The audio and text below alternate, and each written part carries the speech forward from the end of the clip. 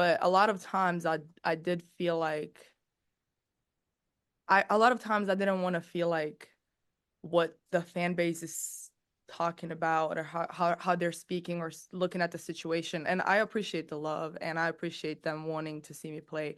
I really, really do appreciate all that, but I never wanted that to be what I was thinking.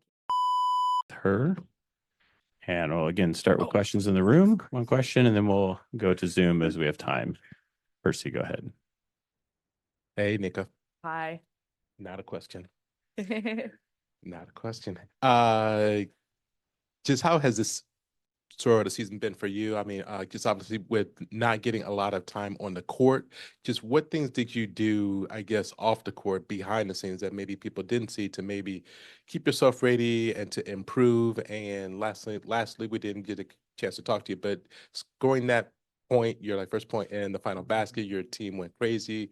How did that feel? well, to answer your second question first,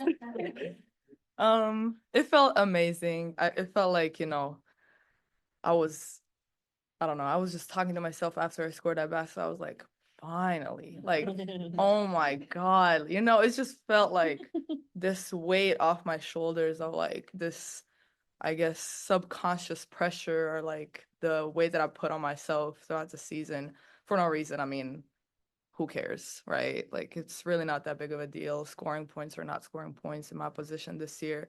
Um, I feel like I've grown so much off the court. There's so many things that I found joy in, that wasn't necessarily playing on the court. I mean, I had to, I've been put in this position for the first time in my life where I actually like, had to really, really fight for minutes and prove myself so much off the court.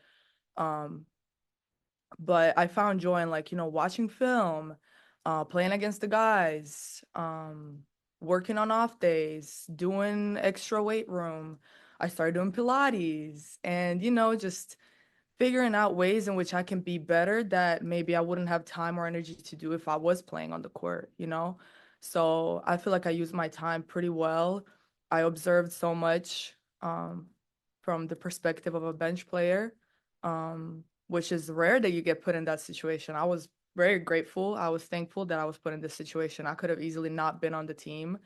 I could have easily went home and not being able to be a part of this environment, this team, the competitiveness, the playoffs. I mean, it was crazy, and I feel like I've learned so much that I'm going to not only apply now in Turkey when I go play overseas, but for the next season, and it's helped me tremendously. And like I've said, people look at it negatively so many times this year, and it's easy to fall into that, you know, loop and a mindset or whatever, but I just didn't let myself do that ever.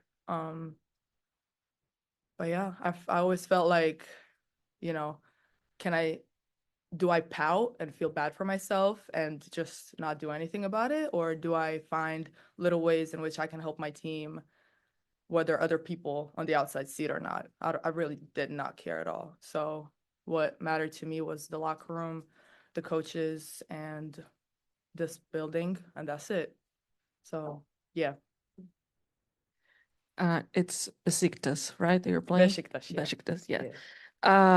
Earlier in the season, we talked about how the WNBA kind of lags a little with reaching international fans and catering to international players. I wanted to talk more specifically about the WNBA reach in non-English speaking countries, which is the case of your country and my country. Yeah. What do you think the league could do better? And do you see that that's an opportunity for the league?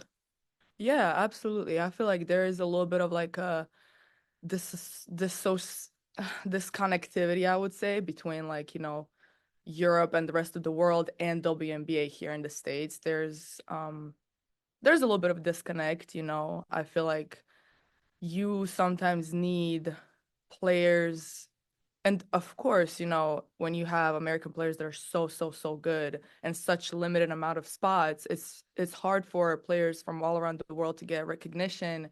They don't necessarily have the platform to showcase their talents for these leagues to notice them. So it was an easy path for me because I went from college from one of the top universities such as UConn, where I did get the platform, I did get the viewership, people saw me play. So I would say I got an easy path to being here. Not to say that it was easy, but it was much easier than, some of the players that don't go to college and stay in Europe or stay wherever they are in their countries in the world. So I feel like it needs to start from there also,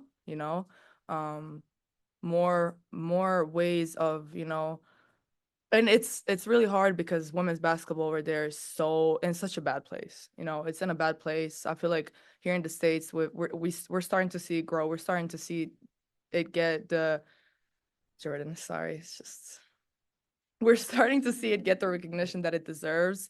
But so many other countries are lacking it, and so many countries are way behind. And sometimes you need players like me or players like, other internationals that we have here in the league to kind of bring that attention to it in their countries. Like so many people in my country had no idea about WNBA, but seeing me and the media there, kind of pulling that story, pushing that story a little bit. Now a lot of girls, young girls, even boys see that it's possible and they want to work harder, which makes everybody around them work harder. So it's just like a full cycle, and I can sit here and talk about it for hours, but yeah, it just needs to be better, and I'll do my best to like be a part of it and to help it grow it in the future.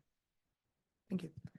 Nika, you talked about finding joy throughout the process this year. Effectively, I think if I had to paraphrase, that's effectively what you were saying. I wonder though if there was a moment that has really motivated you to think about your next steps. You said you're going to play overseas and how you're going to then come back. Is there anything good, bad, and different where you're like, all right, putting it on the whiteboard, that right there is what's going to drive me to my next level?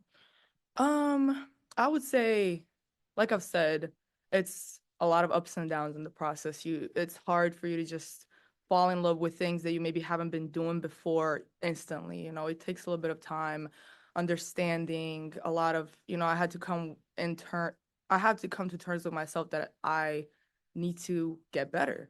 And that's the first thing. That was the first thing for me, that realization of like, okay, I just need to work harder. I need to do better, even though I was always given 100%. So I was like, how is this not translating for me that well yet? But I feel like one moment that kind of, if that's what you're asking me, correct me if I'm wrong though. One moment that I was like, what I'm doing is right and it's gonna get me to where I want to be is I remember we just had like a regular team meeting, and Nika actually had like this speech about what each of us need to do. And like, when Nika starts talking, you can listen to her for hours. She's such a great speaker and she translates her thoughts into words so well. And she just said something about me. It was just like a small little thing. She just said, I see Nika here every day and she's not getting minutes, but she's loud, she's clapping, that's what we need. That's what gets me out of my funk sometimes. And I was like, just hearing that from such a successful player, a vet, an all-star, and everything. It meant so much, even though maybe she didn't realize it in the moment, but how much it meant to me. But I was at the point where I was like, kind of fed up with so many things around me. There was just a lot of things going on. And that really, really helped me push me even harder and just help me understand that, hey, I'm on the right path, even though it's hard. But hearing those words from a vet of her success and the person who she is just, pushed me even harder. Yeah. Let's go to Zoom and take a question from Jeff. Jeff, go ahead. Yeah, Nika, there was like you may have been just alluding to it just there, but there was a very kind of aggressive, loud online kind of social media push about, play Nika, why isn't Nika getting minutes, all those type of things. Can you just talk about maybe the challenges of, either seeing that, reading that, hearing that, like that's not you saying, it's other people saying it, and the challenges of kind of hearing that, seeing that, and just trying to do your job. Yeah. Yeah, it was, oh my God, it was just so many things this year that I love my fans. I love the fan base that was brought from UConn to the league. I love the new fans. I love the old fans. Without them, nothing happens. And, I always try to take my time to kind of give back. But a lot of times I did feel like a lot of times I didn't want to feel like what the fan base is talking about or how they're speaking or looking at the situation. And I appreciate the love and I appreciate them wanting to see me play. I really, really do appreciate all that. But I never wanted that to be what I was thinking or how I was feeling. And I've been in a situation a couple of times where I did feel like, other people might have thought that that's how I felt or how I thought, which it wasn't the case at all. Like I've said, I'm in this locker room. There's only there's only a certain amount of people in the locker room on the court that can actually see what's going on and how things are being approached to. And I never wanted that to get in my way. So a lot of social media I haven't been on. So a lot of things I haven't really seen, which is good. I feel like that helped me a lot, just a lot of things like that can subconsciously get into your mind and without you even knowing kind of dictate the way you think about things, and I never wanted that to happen to me. So I always appreciated the support, the love, the wanting to see me play, but I never wanted that to be the way I feel and the way I will approach the next day in practice, knowing that I might not play in a game, if that makes sense. Thank you, Nika. Thank you. And we'll wrap up with Jordan. Jordan, go ahead. Hey Nika, hope you're doing well today. So I kind of want to ask a fun question. Last game of the regular season, you got your first WNBA points. Your team cheered you on, Sue Bird, and even your former college coach Gino was in the arena. So I guess just talk about what did that moment feel like, and just talk about was there any talks of you and Sue Bird about how you can evolve to be a better player both on and off the court?